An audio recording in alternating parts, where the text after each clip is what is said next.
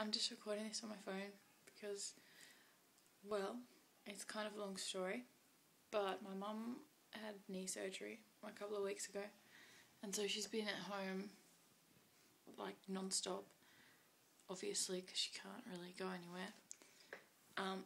So yeah, I haven't been alone for 2 weeks, and I feel uncomfortable recording things in the house when people see me talking to a screen.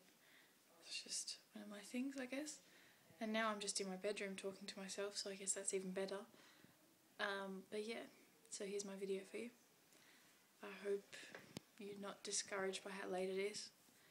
Yeah. Okay, so question 1. Where would you take a 2-hour walk?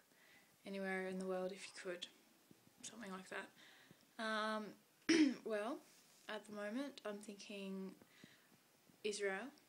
I've talked about it before, obviously, and I really want to go there, but I think it's the kind of place where you have to experience it the way that the locals do. Making it sound like a tourist destination, even though it's not really, but it's just, I think it'd be full of sort of really interesting culture and little back alleys, and it's obviously also dangerous, but if they can manage, then I think I can too. That's probably a very Western view to have, but oh well. Anyway, so my second question, are you interested in Buddhism? I was for a while, as a religion, I guess, but not anymore. I'm interested in like the symbology and stuff of it, but I think as a religion it doesn't really suit my needs. I don't really like religion anyway, even though I have one, which I don't really follow. Yeah, anyway, so I think like the ideas of Buddhism are too, I just don't like them.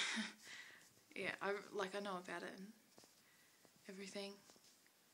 Yeah, I mean, I'm peaceful, I don't like war, and I'm going to be vegetarian next year, and I want to be enlightened, but that's more on a personal level rather than a spiritual level. Yeah, which I think is what Buddhism is focused on. Yeah, and like sacrificing individual for spiritual, and I'm not really into that, even though, I don't know, I probably should be, but I'm not. Yeah. Okay, so next question is, what perfume do you use? Well, I use currently, at the moment, I've been using Karma by Lush, which is just amazing. It's my favourite scent from there. I don't know if you've smelled it, but it's like citrusy and patchouli and spicy. It's really great. And I've also been using Lust from Lush, and that's like jasmine, and I love that one too.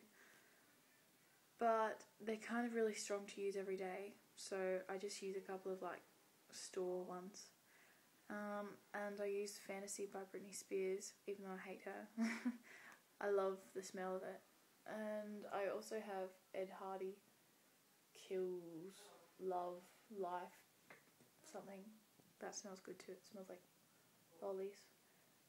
But I think in summer I'm going to open Vera Wang Princess, but it's like a different, it's not the original, it's a different one.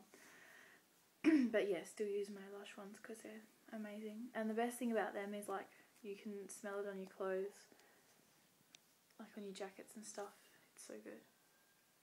And everyone always goes, oh, it smells amazing. So yeah. Next question. Now I have to change hands. Okay. When are you most calm?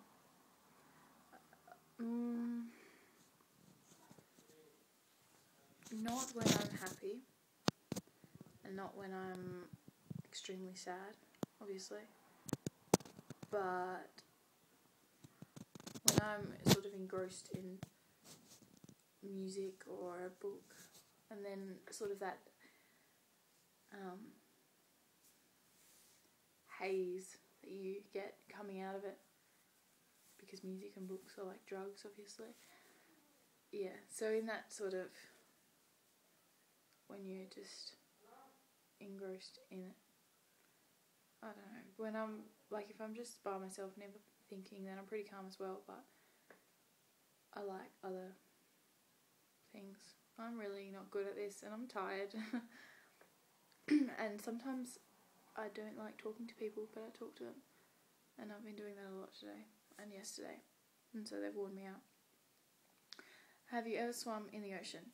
Yes. Well, actually, that's what you mean by that, because I've swam in a pool, like properly swimming, but every time we go to the ocean, it's usually on holidays or whatever, so it's like, yay, waves, let's jump and stuff. So I do that in the ocean, but I've never actually done laps in the ocean. My dad used to, and my earliest memory is with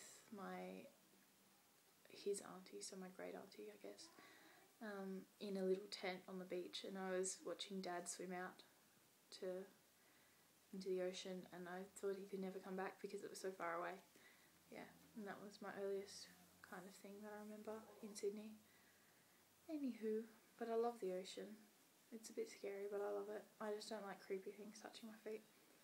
Yeah, and the last question. I can't read it.